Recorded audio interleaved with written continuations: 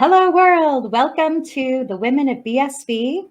We are delighted to have our fellow here, Melissa Richelle, stand-up comedian and master communicator. She's a graduate of Millikin University with a degree in theater and a passion for educating the world on Austrian economics. She's a true hero today as she's bringing satire to a world truly offended. So welcome, Melissa. Thank you for that lovely intro. Yeah. When I used to do comedy gigs, sometimes it would just be people making jokes about how I look. So that was lovely. Thank you. Yes, especially well, if it was you're male beautiful. You're beautiful. Right. It was usually nice, but it wasn't appropriate. And then you're like, cool, let's go into that set now with that start. Do you do things off the cuff then, or are you very much like, I know what I'm going to say tonight, and you have I'm a good both. starting point? I'm like good. My mom was very like right brain. My dad's very left brain, so I'm a mashup. Oh, nice. You know. Well, you need both, really, don't you, to be a comedian? You for sure, I think. Yeah. When did you start getting into comedy, though? Was it from a really young age? I mean, kind of. I always wanted to be a dramatic actress, but I was funny, so like it didn't work. I played a cop in Rebel Without a Cause once, and I had to like slap a kid. Everyone laughed, and I was like, "What happened?" So yeah, I was always like the funny aunt with like a big hat and an accent. Like that was always what I got cast as. But then I never thought about doing comedy because it's not a logical thing to do. It's quite terrible, really, when you think about it. Like you travel to random places, you stay in hotels, you're usually by yourself. It's almost all men. Yeah. They almost always hit on you. And yeah. So I got into it after my mom died, which is like weird, but I liked this guy and he was like, "You're funny. I think you should do stand-up." And I thought it was a date. So I was like on board and went. I did a set. It didn't go bad. He kissed me and then he never talked to me again. So bizarre. Yeah, super bizarre. And then he dated someone that looked like me like right after. I was like, all right, this guy's working some stuff out. Very twisted. So did you love it immediately? No, because you have like the open mic I went to for the first time, they would like at 9 p.m. put out the list. Oh no, they would start at 9 p.m., do a bunch of music, and then they would put up 60 comics. So that it would go till like 3 in the morning. Oh you get God. 3 minutes and no one's paying attention and everyone's drunk. And I thought that everything was like that, all the open mics, and a lot of them are, but not all of them. There's some really good ones. And once you start booking shows, it gets better. But yeah, it's very, I don't know. If I wasn't mourning and trying to make myself happy, I don't know if I would have kept going. Well, yeah, no, that's a good point. I think people do often fall into new careers as a reaction to some event in their lives, don't they? So as a sort of a form of self-therapy. Oh, yeah. And my mom was hilarious. Was she? Like, my first acting experience was like doing a book report on Lucille Ball. And she like made a hat out of my dad's underwear, like a chef hat. And she was like pulling the paper with the little candies for the book report. Yeah. So I was very blessed to have like a really creative mom that just made everything fun. And dare I ask, how old were you when she died? I was like 21. Yeah, it was like right after graduating college, 21, 22. Yeah. Yeah. That's pretty brutal. So I was like, take my diploma back. Give me back my mom. Yeah. Right. I think it's useless. No, that's rough. Sorry. That's but you had the benefit of her all your years growing up, though, so yes. That's good. Yeah, very, very happy for that. So you feel like you've learned at her knee then with the comedy, or what was your dad like? Serious. He fled from a communist revolution. Like, oh, wow. You know? Oh, wow. Yeah. So that's why I was like a weird blend between like hippie and like, you know, I don't know, unhealed angry engineer. Wow. So was that in Chicago? Yeah, they met over there. Wow. I have no idea how they got together. They're very different, but I think that's what most people's parents' stories are like, right? Like, yeah. life gives you, you know, the combo that you need.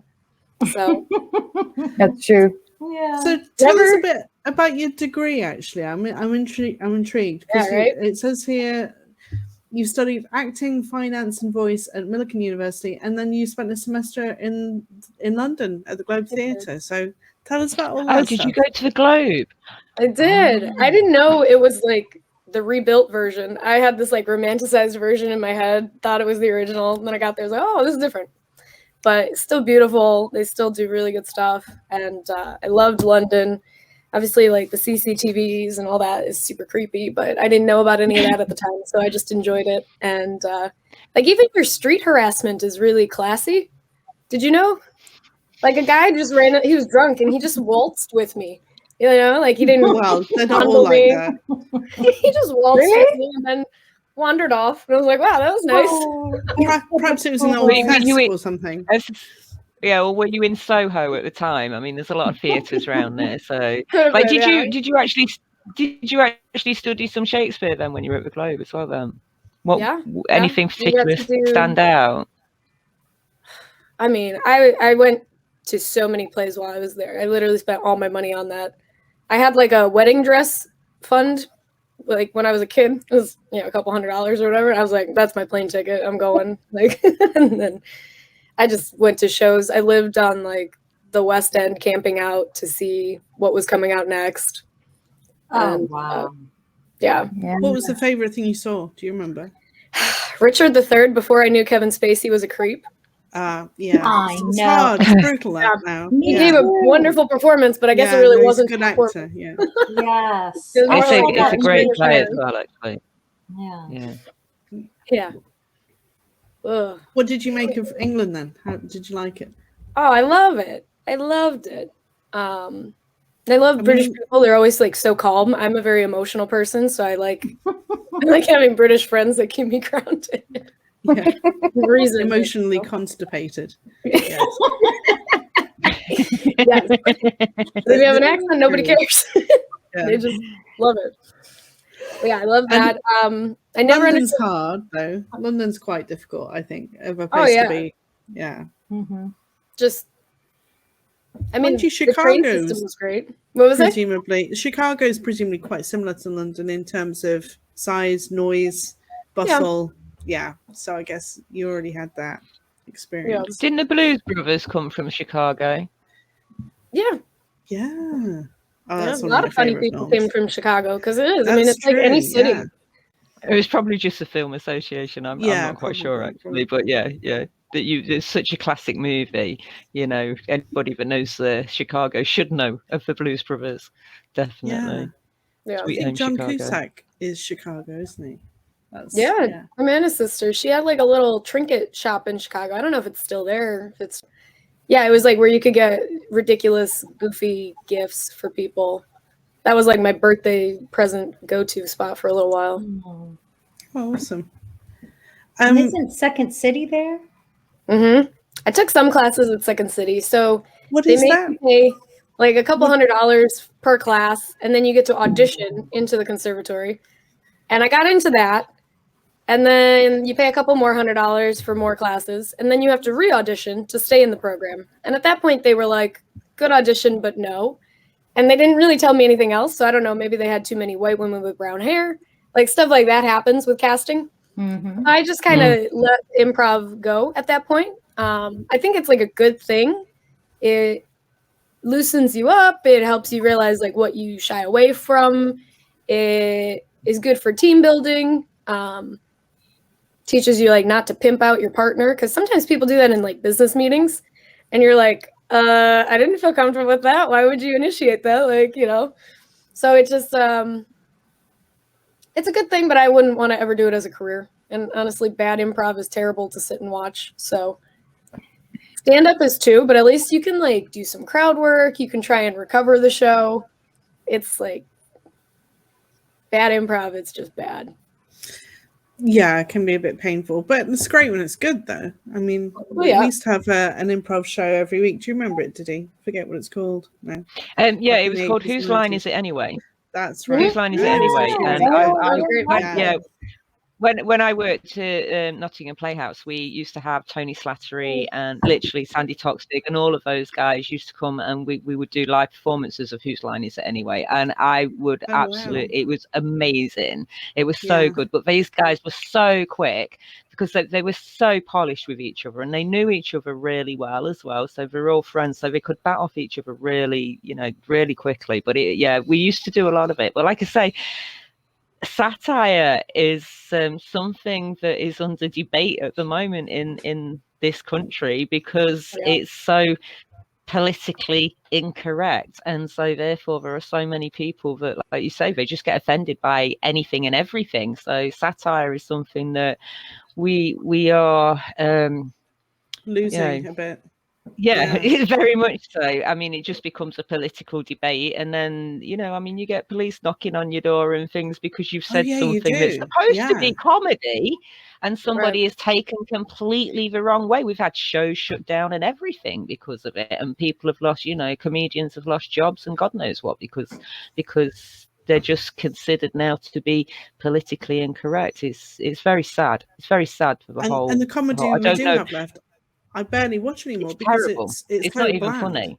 A lot of it's not funny. It's propaganda. It's not even. Yeah. Like I've seen some friends' arcs of their careers change after they've moved to like New York or LA, and I'm like, that's not what you used to talk about. And I get it. I've had a difference in arc too. Like as I learn more things.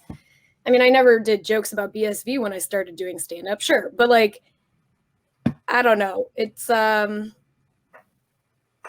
When did you start doing jokes about BSV? Because obviously you've got this side and you've got the dramatic art side, and I've seen and heard your dramatic reading of the white paper, which is phenomenal.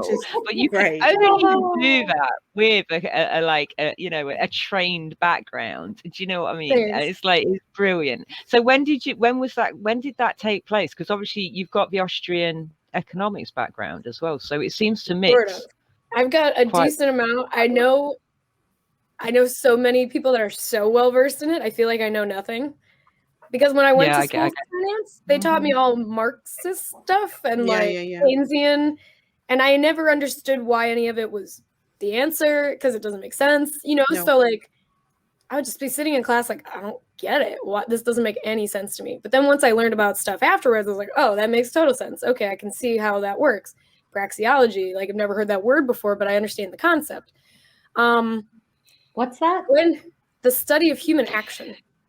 There's an annoyingly gorgeous woman that's very intelligent as well. And go on. I know, right? She has it all. Her name is Prax Girl on YouTube, and she's gotten a lot of YouTube play. And this was like years ago. She put out her videos. Yeah. But yeah, she's gorgeous. She's smart. She breaks down the videos in a really helpful way. Yeah. Stuff up. Yeah, I kind of have to like just listen. I can't look. I'm like, you're so pretty. It's annoying me. Yeah. Yeah. Can I just say, Melissa, you've literally got balls of steel as far as I'm concerned. Thanks. Because I've seen that video of you at the Miami. The Miami conference, yeah. And I mean, Melissa's talking, the usual sort of jokes. You make a lot of kind of pun jokes and just like dropping a lot of crypto terminology. And then at 9 minutes in, she starts talking about BSV and how BTC isn't really Bitcoin. And this is like a crowd presumably full of blokes. Oh yeah, mostly. All of that, yeah. And they boo me. Loudly.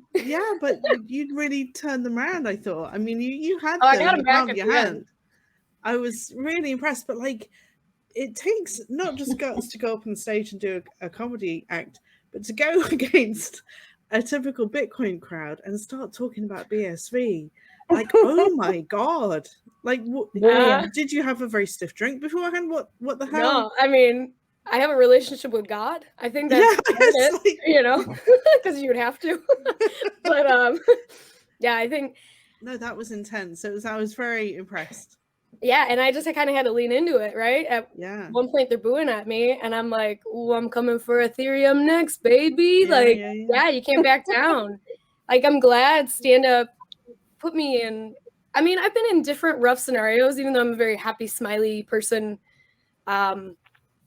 Yeah, I mean, I've like broken up fights before. I got a free pizza once for breaking up a fight with 2 drunk dudes. So I don't know. I just do have this like help, even if it means I maybe get hurt thing in me, which is counterintuitive to survival and women, right? Because we're tinier and upper body strength is not as naturally in our favor. But yeah, I don't know. Doing stand-up, yeah, you get hecklers and you respond quickly to them, and it, yeah, I mean, it probably has affected my dating life too. I'm probably a little too sharp with my tongue sometimes. I get that. The thing you were explaining just now was like, I was like, well, are you me? Hello? I think there's a common thread for the women in this community, right? Yeah, like you have to be tough to have gotten here. Definitely. Because everything's telling you not to. Like this coin is being deplatformed and it's censored lately. I mean, there was one time I tweeted about how BSV's information was missing off of CoinMarketCap. And suddenly then it was there the next day. And I was like, are they gaslighting me? Did I help? What happened here? Do I actually have any influence in the world? I don't know. But it was just very suspicious timing. And I was like, what's going on? Like, I don't know. No, it is weird. Sometimes we have this beautiful thing that everyone just keeps trying to destroy because it can do so many great things, like for business, right? Like, I mean, you can literally use BSV as the back end of your business and you don't have to pay for servers. Like, that's amazing as a startup, like entrepreneur. I know. And people don't get that. You can't do that with Ethereum. Literally, CryptoKitties will happen to you. The network will get clogged. It doesn't work. Like, and don't worry, we've got Duro dogs, and we are going to blast Ethereum out of the water completely because Duro dogs is going to take the world by storm. I'm telling you. Was that like Tamagotchi thing, or what was that? Yeah. Was it Tamagotchi? Is it that kind of growing a dog thing? Is that what it is? I don't even know. So, like, parents could theoretically use this to train their kid to see if they're responsible enough for a real dog. Exactly. Puppies on the metaverse. I mean, what more do we need? We don't need kitties on Ethereum. We need puppies on the metaverse, and that's what we've got. They're coming to us soon. Do you have to train the dog to be able to go to the moon? Yes. Didn't they mine like a 1.5 gigabyte block today as well? It's just becoming so kind of ho-hum now. This is it. I mean, when you do your shows, I mean, obviously you must say about like 1 meg, BTC, and like we had 3 gig. We had a 3 gig block. I haven't specifically yet because I don't want to quote anything wrong. Yeah. Okay. No, but it's hard to keep up with it. Honestly. Yeah, if you want to send me all the up-to-date numbers, I will put it in a joke. But on Twitch once, I posted something about like the all-time high pricing. I used the wrong source, and now like that's on the blockchain forever, and I look kind of silly. I mean, I said, hey, cool, thanks for fixing it, but like that's one of the things about like old school social media I kind of liked. Yeah, if you messed up, you could delete stuff. Right, you can update your spelling. Yeah, I did that too. Can you? You can't actually update your spelling even on Twitter, which is annoying, without deleting it anyway. But yeah, no, that's true. There's a lot of platforms that they never set it up properly, but some of them did do certain parts right, even though they stole all their data and ruined the world. The interface was nice, at least. Exactly. So tell us about your relationship with BSV then. I mean, what was it like obvious to you from 2018, the word go, or what was your kind of arc through crypto? I mean, I follow really smart people on Twitter. I think that helps. Until, they got blocked and such. And so now I follow them on Twitch. And I can't wait till they get a mobile version because people will use it so much more once the mobile version is out. I agree. I agree. I mean, because it's so much easier to fall into the social media like dopamine hit on your phone versus your computer. Like, I don't know. There's like my mind was like, oh, computer equals work, you know, phone, not the same. So I'm excited for that to get going. Get dropped eventually. Yeah, we need more people to understand coding. I'm not one of them, so sorry. No. But we do. We need more people to understand coding and to just help build everything that's on, you know, EOS, Ethereum, all these terrible platforms that don't make economic sense. Build it on BSV where, you know, like you don't even need to tell people it's on BSV because, yeah, it might get booze and stuff. Just show them how it works. Just show them how quick and affordable it is. Like, I want like the debit cards to integrate BSV instead of just Bitcoin Cash and Bitcoin Core. Like, you put Bitcoin Core on one of those cards, it's going to eat up all your fees. Oh, I know. There'll be nothing left. Yeah, by the time you bought yourself a coffee. Yeah, no, I think there's a Relay X card, isn't there? Nice. Yeah, I was going to say actually, Relay X wallet is actually quite good in they've got like these Connect apps in it, and actually the way that I use Twitch now is literally I go to my Relay X wallet and I go to Twitch, which is on my mobile, so it's the mobile version. But if it wasn't for that, it being in Relay X, I probably wouldn't even be on Twitch as much as I am, because like you said, it's kind of like, you know, I need to log into my computer, and computer is work, but actually my mobile is more of a social kind of activity. So I do, and Relay X do actually have a card. I think they've got about, I mean, it's quite a low number. It's about 5,000 cards at the moment. But it's growing. And so if you go on to Relay X and you go on to the actual market, you can actually buy one of the cards, and that will come to you from Singapore. And you can use it, I'm sure Jack said you can use it anywhere in the world. So you should be able to use it in the US. I've got a card. I haven't actually put anything on it yet, but I do need to. Yeah. I'm a bit loath to spend any of my BSV at the minute. That's the trouble. Yeah, I don't want to spend it. It's these double. That's the age old. That's even my dog, right? When he gets a new toy, he doesn't want to actually play with it because he's like afraid of other dogs. Christine.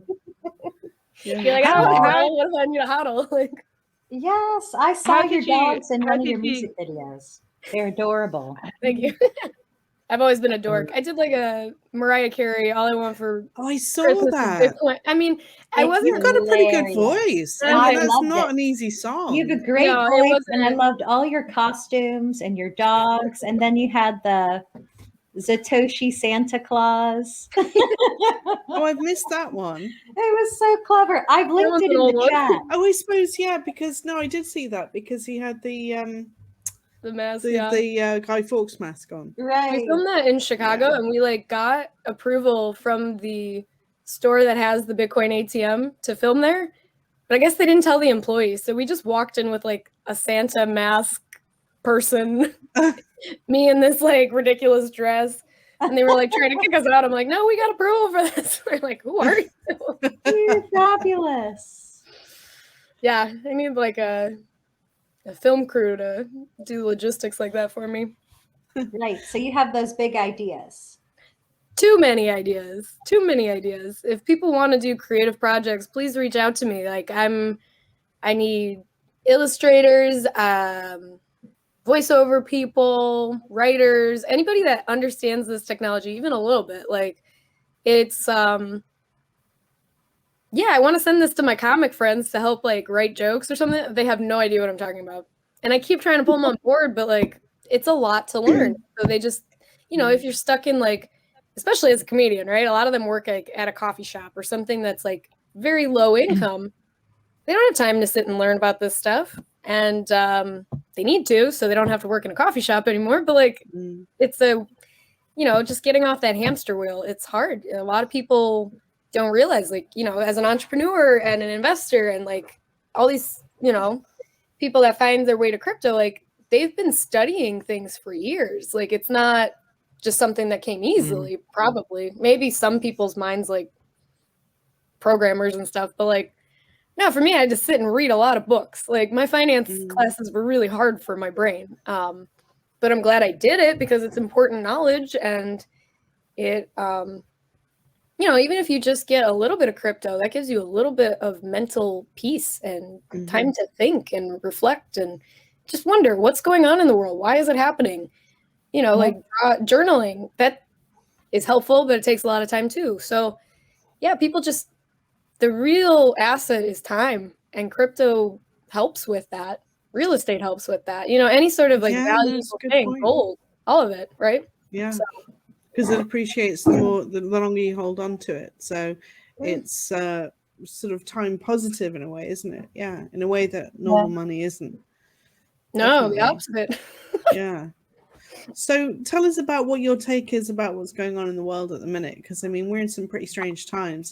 Has any of this found its way to your comedy yet, or is that is it too controversial? We'll see. I have a gig coming up at the end of the month that's like an hour long, and I'm not sure how to put my set together because it's like you have to talk about what's going on, but you also talking for an hour. An hour, yeah. I've done an hour before, but like before all this stuff, right? So I did jokes about dating and being a late in life virgin and stuff that was a little bit lighter. And now it's like, I don't know, we kind of have to talk about what's going on, but you have to do it very carefully or you're just going to piss off your audience. And people have these like mental roadblocks, right? Where if like they don't agree with one premise that you have, then they can't agree with anything that you say. No, that's very true. Yes, if you come out on one side on one issue, then you're instantly pigeonholed, and now I can't listen to anything else you've got to say. Yeah, no, it's really divisive times. And as libertarians, you're never going to be on one side of any camp ever because you believe in individuality and logic and reasoning and looking at things as individual issues. Like I could disagree with something personally, but also still not want the government to make you do it or not do it. Right. People don't have that distinction. No. And I don't know when that disappeared. I mean, that's what I'm finding really fascinating at the minute. It's like, did people never learn ethics, or have they forgotten them? Or is the brainwashing just so kind of intense, just the repetition of the lies? Is it so intense that, basically people are, it's like short circuiting their logic circuit. So they're just not, it's not the things flowing through their logic sort of filter anymore. What do you think it is? Well, I think people are stuck in like fight or flight responses. And when you're in that, your body shuts down other functions, like literally, because it's trying to keep you alive, right? It feels like there's a threat. So it's only focusing on certain things and your adrenaline's going. So your adrenal glands are all stressed. It affects like some trauma affects your body so much. And I never looked into that until I was like, my late 20s. And I was like, oh, wow, like there's some stuff we got to relook at. And like, I don't like working out. I like tricking myself into working out, like dance or something, right? But yeah, I mean, it's important. You got to let stuff out of your body, and they're preventing that depending on where you live, right? Like you can't even leave your house. No, you can't even dance at the moment. Like everyone is in this house. We're all working from home. Kids are doing homework at the table. Like no one has ownership over their own mind, their own space, their own environment. And that's so abusive. And I mean, if you look at what's happening in the world as if it was like an abusive boyfriend or girlfriend, it makes it easier for people to kind of parallel the red flags. But if you've never been through any sort of abusive relationship, I mean, God bless you, like you can't see it. It's like invisible to you. Focus. You can't leave. You feel hopeless. It's like you can't trust anymore because you've been shown that you can't trust these people, whether it's a friend, a family member, a relationship, or a official, right? Like, and so, I mean, I personally, who else can you go to besides God, right? And a lot of people don't have that in their life, so I don't know what they're doing then to keep themselves grounded. And then people are just self-soothing, right? So then they're drinking usually. watching a lot of always Netflix. brings people down lower. I mean, it's called spirits for a reason. It's not a good thing to put in your body. I don't know. I have mixed feelings about, like, you know, marijuana. It seems like it's a helpful thing, but maybe it's not, because smoking isn't good for your body either.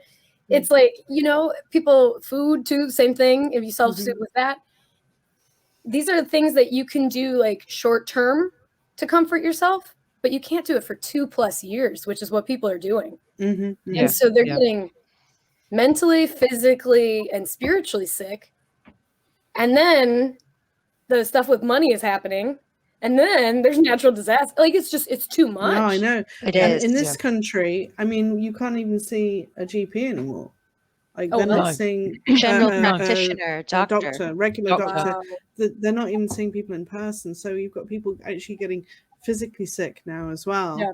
And no one's allowed you to know. talk about that. Those deaths don't matter. No. I mean, people are being misdiagnosed with cancer, you know, because they're not able to go and see the doctor. And then, you know, they're told that, you know, then 10 months later, when they do go and see the doctor, because all of this pressure is eased off a little bit, or they've been able to actually speak to somebody on a phone, then they're fully diagnosed with cancer, which they could have been avoided 10 months previous if they'd have just allowed them to see a doctor. But because of all this misinformation, you know, you're not allowed, if you don't have a jab, you're not allowed to go into a doctor's surgery. Gatekeeping. Right. It's complete discrimination on It's every madness. kind of level. It's just I've had to think, like, if I want to have kids in the future, am I going to have to do it, like, totally old school? Like, not being able to visit a doctor and not being able to use it might be your emergency room? best bet, actually, at this point. I mean, it might. So, like, could be that's safe. scary. Is It's that- very But scary it to is- not have it it is as an scary. option, right? Like, because it doesn't But always go no, perfectly. you have no No. control over it. No. You can prepare, you can be healthy, you can work out. Doesn't matter. The cord could be wrapped and you both could die. Like, what? Yeah. I mean, And- actually, like, one, I mean, this is quite hard hitting, but one of the biggest causes of death between 13 and 19-year-old women is still childbirth. Yeah, in the I mean, US. even though 13-year-olds should not be having children, Sure. but obviously I'm talking on a world scale. Right. But yeah, it's still the biggest cause of death is childbirth. Yeah. I mean, it's beautiful, but it is traumatic to your body. Absolutely. And to think about, so many people will not be able to Conceive. like that too. There's the sterilization aspect that's absolutely horrific, and no long-term studies on any, you know, reproductive things, and that should matter. That should absolutely matter to people, especially if they're going to be giving this to children that don't even get any autonomy over their own bodies to make these huge decisions that they don't understand the gravity of. You know, So it's actually against the law. It is actually illegal all of this is. to give a. I know, Yeah, that's I mean, what's so mind-blowing. and All of this is, but everyone's They're so pushing ahead fight or anyway. flight. Yeah. But I'm glad we're at least all talking about it. Like, women, I mean, everyone's affected by this, but women used to be in community. I have a friend that had a baby during this, and she just told me last night, like, the day before she was supposed to give birth, like, she had helicopters flying over her, and there were riots. Oh my gosh. That's terrible. Like, that's not how it's supposed to be at all. And then she can't even see her family. Her partner maybe can't even come in. No. This is it. much. In the UK, you've got to, like, wear a mask whilst giving birth, which is it's like, the most are you physical insane? thing in your life. Like, you can die. Like, this is not okay. Yeah. People need to push back at this. So this is it. And but the trouble with it is, at the minute for me, is you have to push back all day long, every day. There's just so much to push back against. You have to kind of end up picking your battles and go, no, this is the one that matters. I mean, for me, it's Ving, let's say, my kids. Right. Absolutely. That's where I draw the line. And also getting them to wear masks in the classroom. I won't allow it. Yeah. I mean, they're supposed to be getting a test today, in fact, in order to be allowed back into school. It's not happening. I'm not having that. Honestly, so many people are going to be homeschooled after this, and it's going to be really stressful and really challenging, but it's going to be a lot better for a lot of people, and a lot of people don't actually do that. They're making it illegal. I think Germany, maybe France, they're making homeschooling illegal. So that's the next. So it's like whack-a-mole. Yeah, every angle. Every time you try and swerve, they pin you down again. It's mind-blowing. I don't even know what to say about it anymore. It's like and there aren't like enough total people that, control grid. That there aren't enough people that know the law well enough to be able to actually stand up against them, and that's what they're relying on, and because they don't teach you this stuff in school as well, and this is also what they rely on. And except reading, sure, but I could have figured that out. Reading and writing skills. I'm a pretty ambitious kid. No, but you're right. Then they don't teach you libertarianism. They don't teach you Austrian economics. I mean, you're absolutely right. I didn't even know how to write a check. Yeah, we learned how to write a check. Libertarianism and communitarianism. I know all about that. And I went to school back in the bloody 80s. So it's been bad for a long time. Right, and it's we've gotten so used to it. Yeah. One of the things as well is you mentioned Netflix, right? But actually, like, TV and films are really toxic because all you see is violence on TV.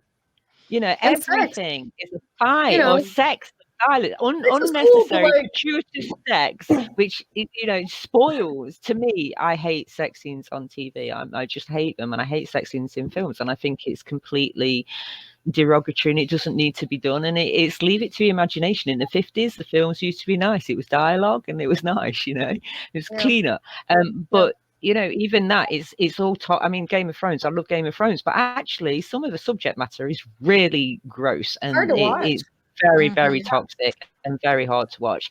And also gaming, you've got people running around just shooting people left, right and center. Oh my gosh, I saw a little kid that was playing this game that was called Prison Break on his phone, and literally the objective was to dig a shank out of a cake to break out of the prison cell.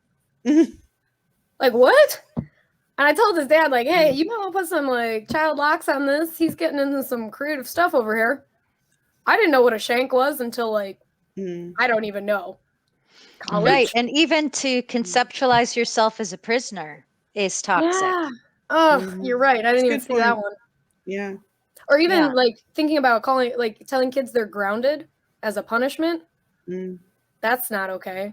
Grounding is so healthy for you. Going out take your shoes off, go outside, stand on the grass, do some grounding. To do, but they harm people with language, and I've always been interested in language. I don't know why. I do know why. I had a crush on my English teacher in school, and that is part of why. But I kept going after I left that class. Right. No, but you have to have a love of language to be a comedian, though, don't you? Oh, you do. It's a lot of it's wordplay. Well, even studying Shakespeare, this is a completely different language within itself, and Shakespeare did actually invent a lot of the English language. He did contributed quite dramatically to it as well. So if you understand Shakespeare, then you're way ahead of the 95% of the population, I would say. I know. That's why I started doing economic dick jokes to try and level it. Economic dick jokes. But then I don't know, people give me weird looks for that one. Like, what are you talking about? So you're musical elevating parody. their minds. I do. I like parodies. I like parodies because you're building off a base understanding. They already know the melody. They already, knew the artist, whatever the case, and then you're kind of just adding something to it. Some humor. It's very improv. I think they're brilliant. They're so clever as well. And it's like you say, people already kind of know the tune, so you've almost, halfway there with them anyway. And the voiceovers, what kind of voiceovers did you do? Radio voiceover and TV voiceover as well, or is it do you do storybooked voiceover? A little bit of all, but also not that much of any of them. Voiceover is actually really hard to break into. If it's the full-time thing, it's the only thing you do. I did do a voiceover demo with the guy that's the Pillsbury Doughboy, back in Chicago. Paid a lot of money for that. So I wish I had done more voiceover, but Wow. Yeah, I am happy I went through the training I went through, but I'm also happy I never moved to New York or LA and just tried to Particularly do at the things moment. that put me in compromising situations just to be part of other people's projects. I'm glad I had that training, and now I can kind of just do independent projects. And yeah, maybe it won't be as successful, and maybe it won't, maybe not as many people will see it, but probably my people that will see it, right? They'll be able to find it on Twitch and Streamanity and things like that. Maybe it'll be more. Yeah. How did you get involved in BGT? BTC? No, BGT. BGT. Do you mean Bitcoin's Got Bitcoin's Got We Talent. saw you on there. You were very That's funny. a good question. I don't honestly know. I'd have to go through my Twitter. I don't know if I saw them post about it or if someone asked me. I know something involving River. But you were very brave, though, I think, because like a lot of people are just pitching businesses, and you went on and did a whole skit, didn't you? So I mean, it was like when I first heard the concept, when River kind of pitched it on Twitter, I thought, well, what the hell is that? Are people got to go and perform, or is it like a Dragon's Den style, Shark Tank style thing? Couldn't figure it out. So, but it seems like it's all of those things, doesn't it? So, and that's kind of what's cool about BSV is like, we're all just like working on this giant group project together, just riffing it. And like we're all just kind of like a good improv show. We're all just adding a little piece and stepping back and letting everyone else do their punchline. And other communities, they don't get that they don't have that. Like if you build on Ethereum, you're competing against all the other tokens that are on Ethereum. If they succeed, you do less well. Like, but if you're on BSV, we're all using the same unit of account. It's just we're more grounded in reality and we have a solid foundation. I'm a real estate person. Like if you have a house that's on a bad foundation, every other problem will arise. Exactly. Every other problem. That's really, really key. That's a really great point. I think I love that because you're right. Craig has managed to get the foundations correct, and he's spent 10 years just kind of hammering the same points over and over and over again until us idiots get it into our skulls, basically, because it has taken a while, hasn't it? The problem is I think he's too smart and he's a little arrogant and maybe a little Aspergery, and that's an interesting combo. And so people not liking him personally is affecting them not looking at the coin. And even that happened at the stand-up show. Ridiculous. One of the hecklers was like, but you guys have Craig, right? I'm like, yeah, but he's not the code. Like, you guys have Vitalik. Like, you know, like, true. You guys Unicorn t-shirt. XYZ people. That doesn't, I mean, okay, so yes, like, the other investors in the community matter. Like, I know I'm in a good community because I'm able to have conversations with women like you. Clearly we're all onto something, because how the heck did we get here?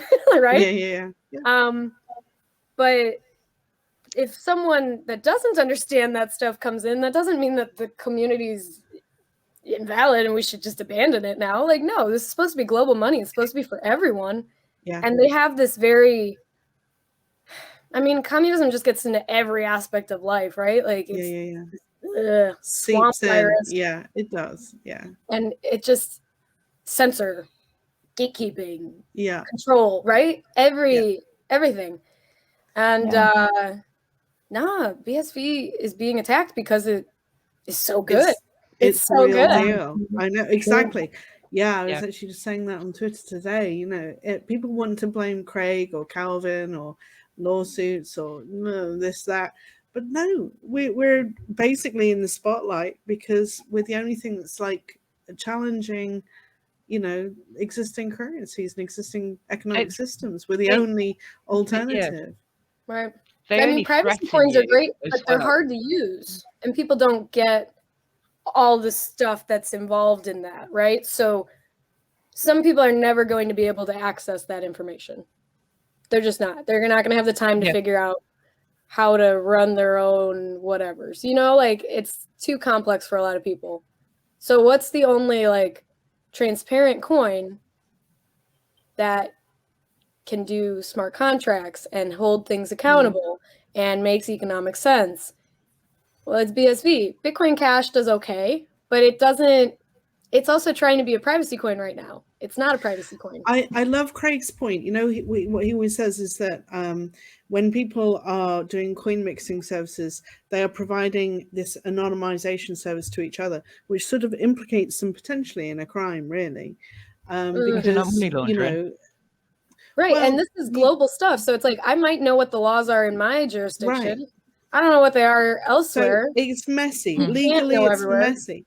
But I'm gonna grab my charger. BSV, you get the anonymity. Sorry, I don't mean anonymity. I mean privacy, just by virtue of creating a new address every time you do a new transaction. You know, the wallets are built to do that. I was just sort of talking about how the wallets give you privacy in BSV without you falling foul of any laws. You just create a new address each time you do a new transaction. Sorry, and it's a totally different model. And I mean, just stuff like this, you know, it makes all the difference between something that's sustainable and legal and working within the law that you can use without any kind of worries going ahead into the future about maybe something will become, you know, frowned on that wasn't previously. Okay? Yeah. So well, and the other thing too. Oh, sorry. I was just going to say the other thing too is, even though BSV, it's not like private, right? It's a pseudo-anonymous blockchain, just like, you know, Bitcoin Core, Bitcoin Cash is. But the difference between the three chains with privacy is that if BSV allows for microtransactions at, you know, a reasonable and affordable rate that Core does not offer, then the more transactions there are on that blockchain, the more that blockchain analytics have to put in effort if they want to mess with you. I mean, they could, but like, are they really going to for you spending $4 on a coffee? Exactly. It doesn't make any sense. That's right. So it's like, you know, we're all fearful. But if you're only spending 6 transactions a second, on the other hand, it's pretty easy to follow the money. Right. Yeah. And if you're doing the Lightning Network, where you have like these open and closed payment channels, you don't know what's happening in the middle, because it's only logging. My understanding, I could be wrong. My understanding is there's only one log for the open and the close. So where did all the transactions go? Right. Why is that not on a blockchain? That's the entire purpose of what we're trying to do here. Like, and people don't get that, and it's not just that, but segregated witness messes it up as well. I mean, you know, this is all about signing transactions, you know, and keeping the data in the right places. Yeah. You know, so there are so many ways that they've messed this up. It's just if we weren't living through it, it'd be funny. Like, exactly. It should be hilarious, but it's tragic. Yeah. They only attack you if you are a threat. What'd you say, if you're a threat? So they only attack you if they think you are a threat. Yeah. If you're not a threat, they're not going to bother about you. But because you are a threat, and they know that BSV is a threat, then that's why there are continuous attacks all the time. And it's interesting that it's not just the chain itself; it's actually the people who support the chain and support BSV. We are all attacked individually at different points in time. I think because of our belief in the fact that this works, and we know it works, and they do too, and that's why they attack us. It's terrible. No, it but is at worse least than the schoolyard. When you were younger, did your parents ever do the one stick? They break it in front of you. Like, if you stand by yourself, it's easy to break you, but if you stand together as a group, it's harder. I know what you mean. Oh, yeah, you so, like, together. That's what this show feels like, you know. Oh, like, it is. We're all a bunch of sticks, you know. So that's why that's women's special gift, right? Is community. Yeah. We're community builders. Mm-hmm. Like, we build community. That's just, if we're, you know, healthy and not traumatized, what we gravitate towards. We love beautiful things. We do flowers and gardening and nurturing things. And, you know, we have kids and pets, and we're creative, and we do artistic projects. And that we literally take care. Yeah. And I mean, our society doesn't value that until it's gone, because it's not quantified in a monetizable way. Like, it's just, it's hard to put a value on the emotional burdens that women carry as mothers, wives, you know, in the workplace. And just the ability that we have to listen and care for others when we're on empty. Yeah. Like, yeah. Like I said, if you're It's healthy and not tremendous. traumatized. I have some female friends that have been traumatized and they can't do that, right? But like the ones that aren't, they can just keep giving and loving. And that is our special power. And like you said, the only battle that really matters to me is my kids, of course. Like once women tap into that mom energy, even if you are not a mom, you have that mom energy to lift a car if your baby's under there. When they hit that pressure point and people hit that pain threshold, we're going to see some miracles happening. Like, so don't lose hope. Yeah, don't lose hope. Because like you said, if we weren't a threat, they wouldn't even bother. In a sense, though, I think there's this whole being squeezed, though, is really growing us as well. Oh, like the absolutely. pressure we're under is, I mean, I don't know about you guys, but like doing this with you guys has been wonderful for me, because for the last year and a half, I've been sat on my ass thinking, like, because my business is obviously doing a lot less business because I print tickets for a living, and a lot less events, a lot fewer tickets. And I've just been sort of like with this sort of feeling of tension of like, I need to do something. What the hell can I do? And so this for me has been terrific, because it's given me like something to focus on that's really positive, but it's also grown me a bit. And I think that sort of the pressure that we're facing at the minute is really evolving us rapidly, you know, into businesswomen and, you know, like you say, leaders and carers. Warriors. Warriors. Warriors. Yeah. Like, Warriors, I listen to warrior quotes in the morning to pump me up. Yeah. Stoic quotes about strength. Listen to that shit. Do not let them hurt you mentally. They cannot do anything to my mind. I control my mind. Yeah. Yes, That's maybe so powerful. I will be happy. I will make you do the voiceover of the Stoic quotes? Yeah, sure. Please, yeah, commit something to video for us, and the guy that does them to kind of, I'm always laughing because he's like, and Marcus Aurelius said, blah, blah, blah. And I'm just like, oh my gosh, could this guy lighten up a little bit? I mean, I know it's Stoic quotes, but give me a break, dude. I'll just Google stuff. I mean, not Google. I'll maybe you could do the Stoic quotes. No, I have books of Stoic quotes, but I haven't ever listened to any. So that's I like listening because in just different abusive relationships that I've been in throughout my life, I've heard verbal abuse, right? And we've all been in them. And right now we're all getting them. We're all getting gaslit. We're all going through the cycle of abuse, right? Like there's the calm, you think things are going back to normal, and then there's another chaos, and then it's just keep going. Just keep you wrong-footed the whole time. And and you can't, if you let that wave just take you over, you can't have purpose. You can't set goals. Everything is chaos. And so, you know, you have to just be like Jesus on the boat, if you know the reference, where you are just like calm and it doesn't matter what is happening around you. You can stay mentally grounded, right? Yeah. So maybe I'll do a female voiceover of one of those. I probably won't be able to do a bunch. No, be wonderful. That would be wonderful. Yes, that could be a good thing. I love a Stoic quote.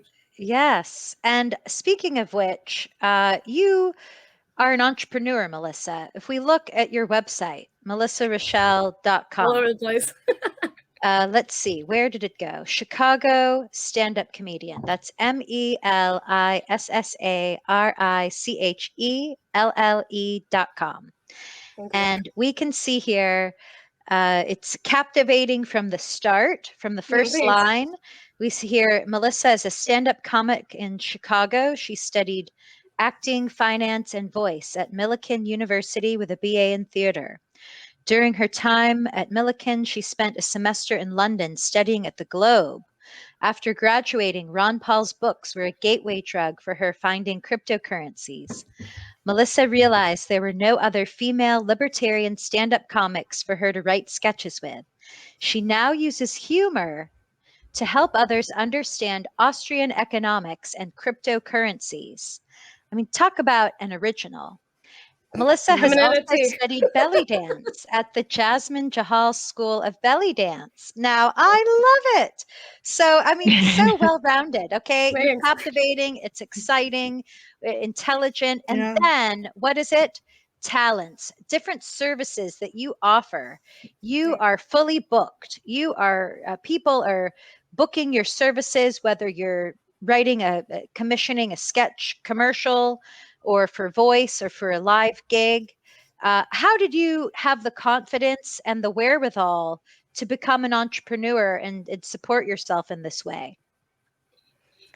Oh, good questions. I mean, I was really blessed to have the parents that I had. My mom brought in the creative aspect, and then my dad was, he had like a normal job, but he always was an entrepreneur on the side. And as an immigrant, he didn't have the luxury to have mom and dad loan him money or something like that, like other people do. So I kind of always just did that too. Like I had a normal job, and then I would just like hustle after the normal job, and just, I don't know, I'm not good at resting. So there's some downsides, but yeah, he always was like cool with me being an artist, but he was like, I'm not going to pay for you to be a starving artist. Like you have to figure out something that makes you money. And, so comedy wasn't a good choice for that, but I've definitely tweaked it enough where I'm a very unique act to book, at least. So yeah, my finance minor, I can make some jokes about banking and things like that, other comics, they can't do that. And at open mics, some of the comics would be like, why are you here? Like, it seems like you could be doing a lovely other job, Why are you here? Financial advisor, running a hedge fund, maybe, yeah. Right, like, I mean, I wouldn't want the stress, but yeah, something like that. I don't know. I'm glad you do, though, because like you say, it's so unusual, it's so unique. And also to be a woman doing it as well, it's like another next level. I know, that I'm like so proud of. Like, I literally only know of 2 other male comics that talk about crypto.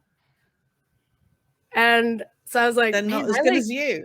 I mean, thank you. But like, yeah, after I sent one of them my set, he like sent me back a paragraph like, this joke was bomb.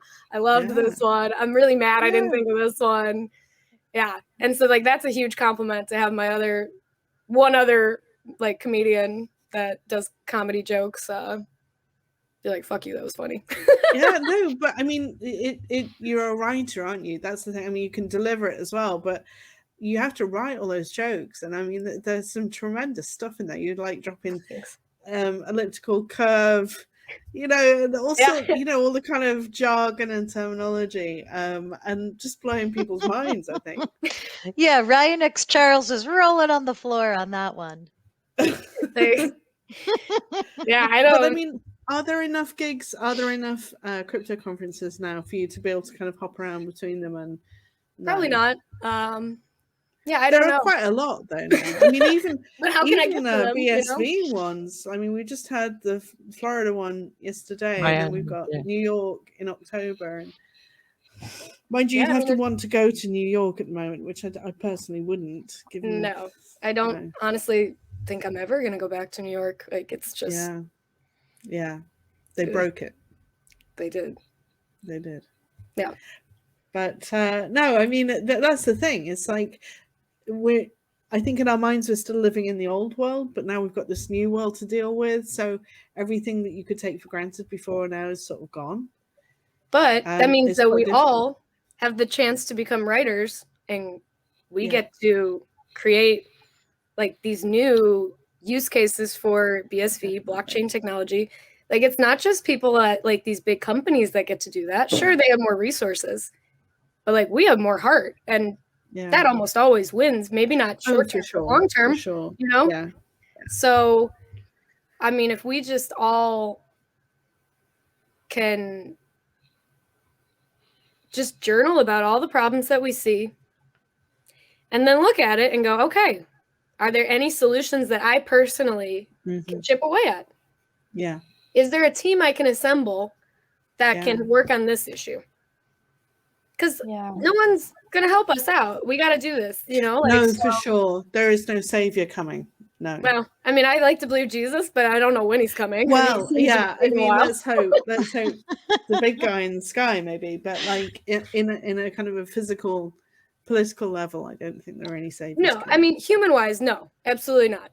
These are all like unqualified, not ethical people that are making decisions about our lives, and we need to take that back and just not let them have our energy. We just have to build a new world together. Yeah, and we need to come up with like a different term too, so we're not giving them energy on that one either. Like this new world stuff, right? Like, I don't know what it is yet. I'll do a writing session on it, but we need to come up with some sort of phrase that's not their verbiage, but it has our beauty, our inspiration, our art, our strength. Like, we need all of that so that people have something to look forward to, because that's like the worst thing when you're stuck in a scenario that you feel like you are hopeless and can't change, right? Yeah. It's just everything starts declining, because what's the point? What's the point? Well, you have to come up with a point. You have to keep a purpose. You have to keep that, especially, you know, if you have kids, like, you have to be even stronger for them. And I don't fully know how to do that for people except art. Comedy. Yeah. Yeah. I guess I'll do some stoic voiceovers and no, that would be awesome. Poems. I like poems. They're not my strength, but they're fun to do once in a while. You know? No, I love to write a poem. I used to write a lot of poetry, but I don't these days. You have kids, it's like, who's got time for poetry? But would you all want to have an open mic? I was thinking something like that, like an improv session with us, where we play like an improv game about BSV. Oh God, that sounds terrible. Yes, where it's brilliant. Yeah. And we could have everybody do their thing. You know, you could share a song you've been working on. That's a good idea, Rory. I like it. That's a brilliant idea. We need like BSV challenges, right? Should we put that out there then? Yeah. It could be just for us, just for we could do a practice session for sure. Right. Or it could be shared. It could be shared. Good, share it. I mean, I'm open to either. I feel like because I used to go to an open mic night every Wednesday in Beijing, and it was wonderful. And the people, the way that we would play together, all the musicians, all the artists, all the singers, I was throwing shapes sometimes, or just cheering like, yay, you know. And it's really very nourishing to have some fun and play. And as we grow, we think playing is for kids at recess, and playing is for the person. It's for all of us, all the time, all of our lives. Yeah, it's so healing too. Like, yes, I've already started a couple projects. I could maybe, let's have like BSV, like show and tell. Improv, jam session. Okay, well, there you go. We on our live streams that we do, we can always arrange a live stream kind of pop open in mic session, open night. Yeah, why not? Why not? And also I used to do Toastmasters. So, you know, some people could come and give a short speech, and we could do like a Toastmasters session where we count how many times they said or you know. That's and helpful. then we tell them after 5 minutes, you said 45 times in a 5-minute statement, you know, and then they go, oh, I'm aware of that. Like a roast. Like that.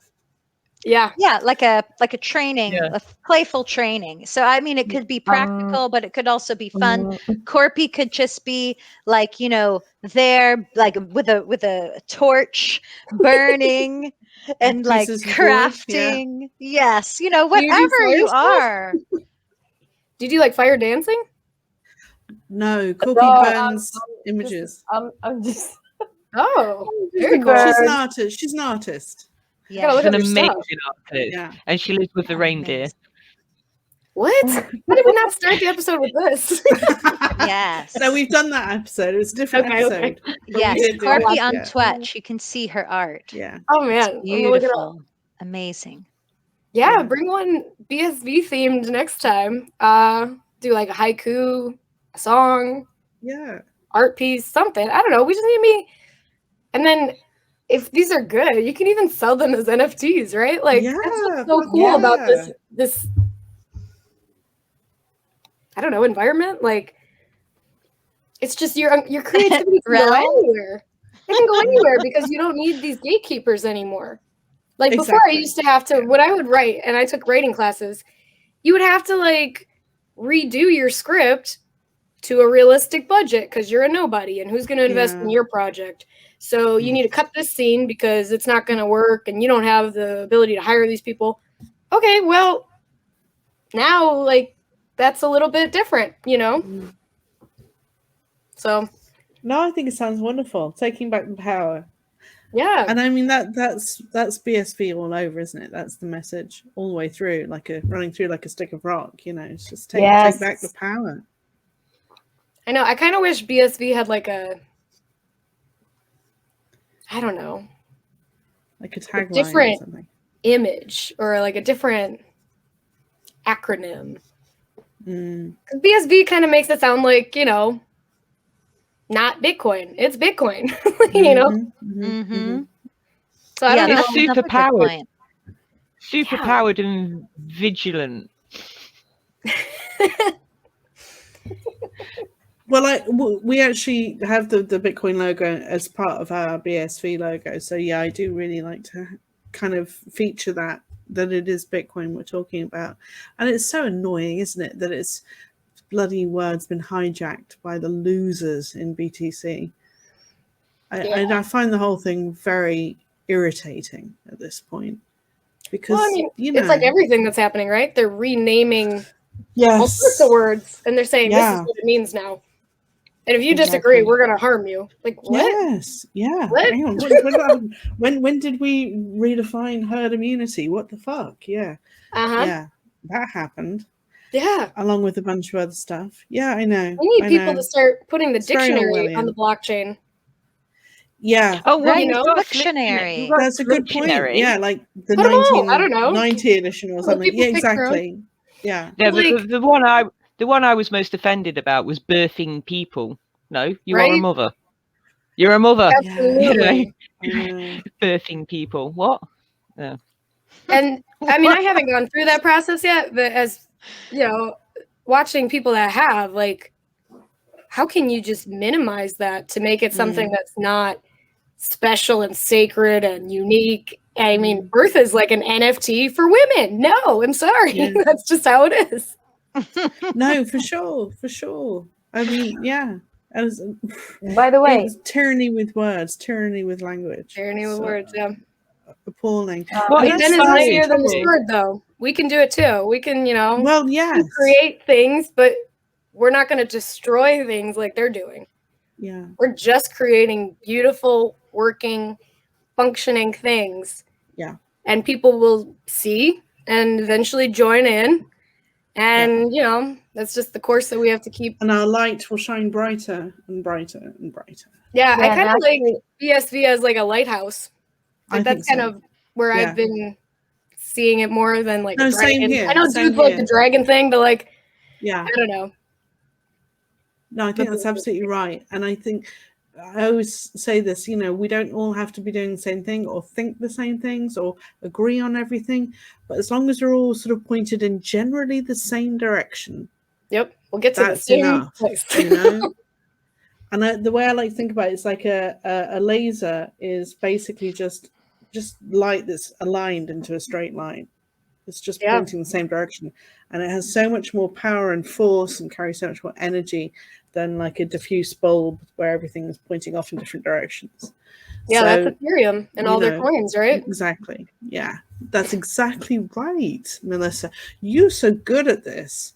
You need to like start blogging. Are you doing that 30-day blog challenge on BitPost? No, I didn't know about it. Oh, you should totally do that. Well, I'm not. I mean, I'll send you the link right now. But like, Corpy's I think it's a great idea. I would like to do it. I've got like a lot on at the minute, and I want to really focus on the stuff that I'm actually really is, you know, super needs to get fruitful done. And you can't do it all, can you? But maybe I'll do it next month. I don't know. But like, And I I think saw it's Corpy. a terrific idea. Oh yeah, Corpy's doing it. That's right. What did you post about today, Corpy? Today? Yeah. I posted about a commie, which is a home for the people who I don't know English right now. Back in the day, people lived in these commies, which are like partly in-ground, like, you know, hobbits. Oh right, like built that. into the earth, like Yeah. And Earth ships. Those are a thing. Yeah. Yeah, and I shot a video from Jalajohka, where is one of these kind of commies, and I wrote about that. And yeah, they are from like Stone Age, so it's cool. Oh, sounds awesome. I'll go and read that afterwards. That sounds really interesting. See, this is the thing. Like with everybody sort of microblogging like this, and everybody lives in different places and they're doing different things, they've got different ideas. And it is so fascinating. I think the BSV community is so diverse and interesting. And because it's a good idea. Yeah. Good ideas apply to everyone. Yeah. You can't force diversity. You just need a good idea. And everyone will gather around it. It's like a campfire. Exactly. Everyone wants the warmth, you know? Exactly. Yeah. Definitely. Maybe I'll play around with that. Lighthouse, campfire. Yes, so many beautiful We do. I should do images. some images around that, actually. Actually, that could be around that. The theme, maybe that's the theme for the open mic. Campfire? Yeah. The cami is perfect for that because the shape is like a kind of wooden built like with a roof like this, but it's communal and there's a big fire in the middle and everybody sits around the big fire in the middle and it's like then you sleep on benches. It looks brilliant, absolutely brilliant. What are you talking about? What did you say? The cami that Corpy was blogging about today, the video that she had. Cami. Yeah, Cami. Yeah, come here. Just a real sense of community that would be living in there together, do you know? We totally will one day, Corpy. We totally will. Ah, I see Diddy as like a symbol for the open mic. Yeah.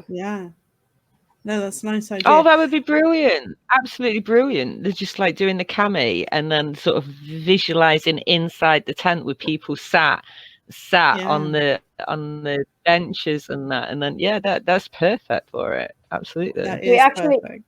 We actually do some karaoke nights in our commi.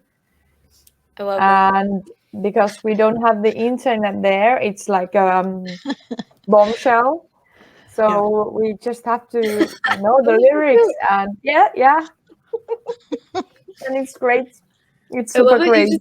Have those ready for that moment. Rory's got all sorts of stuff on her desk. You wouldn't believe the stuff she finds. Dude, I just want to go through like Rory's old classrooms and like plans. I love it. No, but yeah, Corpy, I'm sorry. Now, is this is your cat there? But what were you saying? She was saying about karaoke nights. Yes, about karaoke nights at the conmi. I so miss going camping and sitting around a campfire and somebody just having an acoustic guitar and then you just like spontaneously all start singing. It's such a great atmosphere. I really miss that kind of thing. Yeah, so we can do everybody that. Be looking at their phones. Somebody bring a guitar and just start strumming. Yeah, and we are actually doing a lot of improv on singing. Someone is playing guitar and I usually do that, but anyway. Yeah. You can bring the guitar then. Yeah, I just sing whatever comes in my mind, and I love that. It's fantastic. Actually, Ruth, you could even sell tickets to this if it becomes a cool enough thing. Exactly. Good idea. Yeah, tickets to this. I make physical tickets, actually printed out things. I'm very old school. But can you make turn it into an NFT. Like if you Oh, I pay with could, a wallet, yeah. it sends you a Yeah. ticket. For a I virtual, could. yeah, an NFT That's all ticket for a possible. virtual event. Yeah.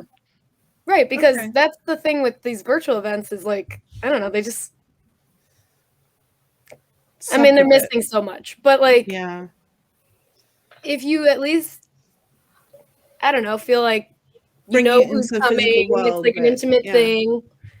I don't know, maybe that would Yeah. make it feel a little bit better. Yeah. Because that's one of the things. It's like you start self-censoring because you're like, oh, I don't know where this is going to be shared. Are people going to screenshot stuff? Like that's one of the things comedians have to worry about too now. Like if you're working on a joke and you do it on open mic, if you're, Dave Chappelle, is somebody recording it before it's even a joke yet? And then they're going to put it on the internet and then they're going to get you canceled. And then you're never allowed to redo that joke and make it better. We need to relearn forgiveness as a society too. For sure. And also that it's okay. It's okay to disagree. It's okay to disagree. Like when did this idea come about that like if we hold different opinions that somehow we can't be friends? What the fuck? I had a friend tell me I'm the only person they disagree with that they still talk to this year. Wow. Yeah. That is not something to I be was the only one that proud was worth it, which is cool, but like also what? Yeah. No, seriously, I'm hearing that so often these days. People saying, "Oh, they didn't do this or they don't believe that, and so I'm just that and done with them." And you're like, seriously, like, where did you get this idea from? Like, well, I think coexist. You have to look at what friendship is. I mean, if it's someone that you're connected with on social media that maybe is not friendly, then I think it's okay to just unfriend them because we're connected almost to too many people. But if it's like a real friend that you have, because you can be friends with someone and also not connected with them on the internet. You can still see them and say, hey, are we going to all get together this year? Have our friend reunion? You can still be friends, but we don't also have to always, be connected with everyone. And for me, that's something that I've become more like that, where if I see someone virtue signaling, or, I've had friends that I've tried to help and I've realized that they've become more shallow over time, like not real seekers. And so I have unfriended them on Facebook, which seems like a big deal, but it's really not a big deal because, it doesn't mean you're not really friends. It just means you're not going to see their faults all the time. Yeah, follow them or even let them follow you. Like Daniel Crowett says, my information is precious. If you want to have access to my information, then you've got to be with it. I'm not going to be connected with you just because, we were friends back in the day. I don't know. I started unfollowing people that wish violence on people they disagree with. For me, like that's a line. Hard line. Other than that, I try to but it's getting like dangerous where people are wishing violence on people they disagree with. It's very strange. Wow. I don't know about that. I don't know if you can reason with, Yeah. No. That's the thing. It's become so visceral these days. It's not like people just disagree and they have a conversation or an argument even.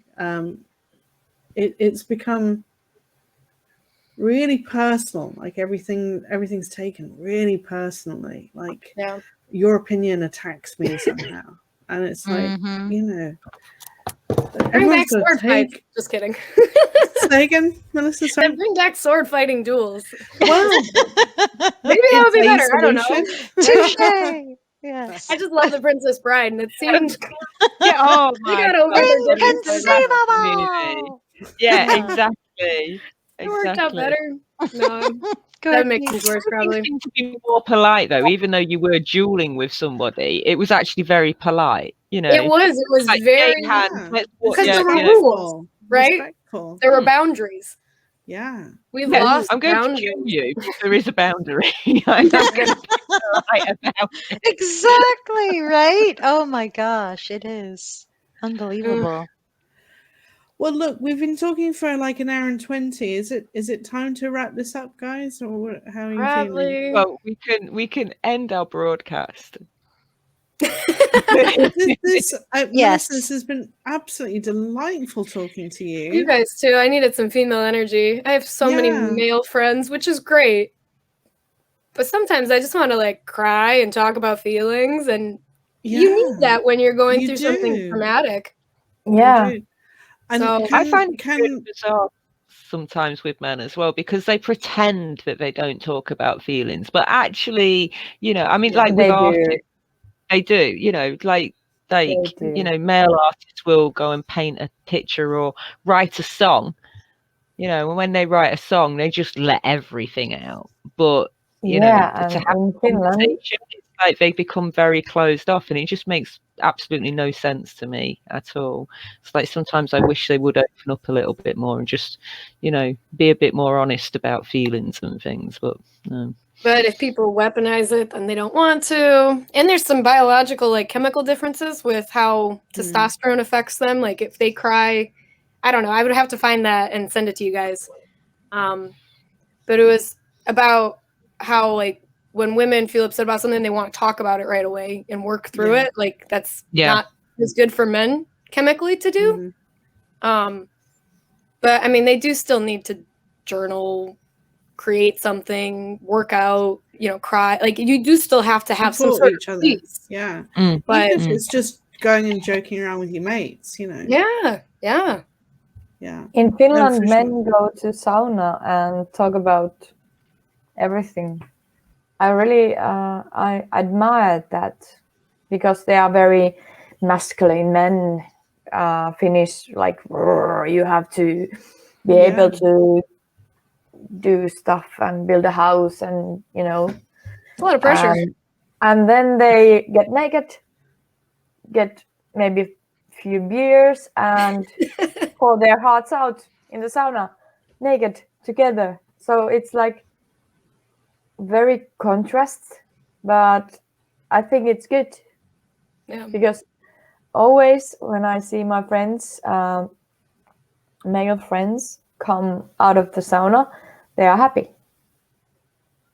They are like newborns, like yay. Oh, good. Well, perhaps we should take that tradition on over here, because I don't think British men do that. We tend to go to the pub and get pissed. Let's wrap this up.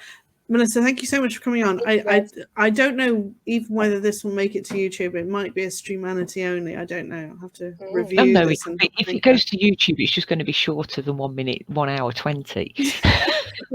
Well, okay, we'll figure it out. But too controversial for YouTube. It's really, really lovely to go deep and talk about things that matter, which we don't do enough of. And I hope that you get on the email list for all the notifications for our future interviews, because I'd really like you to come back and interview with us, you know. Let's make some campfire art, improv. And and we'll figure out this open mic night thing, whatever we're calling it. Yeah, let's at least try it. I know, it sounds fun. It sounds like really terrifying for me as an English person, but really fun. Yeah, me too. Read a poem. You can make a haiku. That's not too bad. No, I'll figure something out. So anyhow, thank you, Melissa. And in fact, let's let Rory wrap it up, because she's so good. Oh, thank you so much. Yes. Well, Melissa, you are a healer, you're a visionary, and we love you. So thank you for being here today, and hope you can spend time with us always. Me too. Yeah. So congratulations on all your success. And if anyone is seeking a comic for their event, that maybe their online event or live and in person, please do go to Michelle's website. I'm sorry, Melissa Richelle's website. My mom did it too, and she picked the name. Oh, really? Thank you. Well, Melissa, thank you. Thank you, guys. Thank you, Melissa. That was thank you very much. Awesome. I loved it. Love you. Thank you, Bye. Melissa. Bye. Thank you.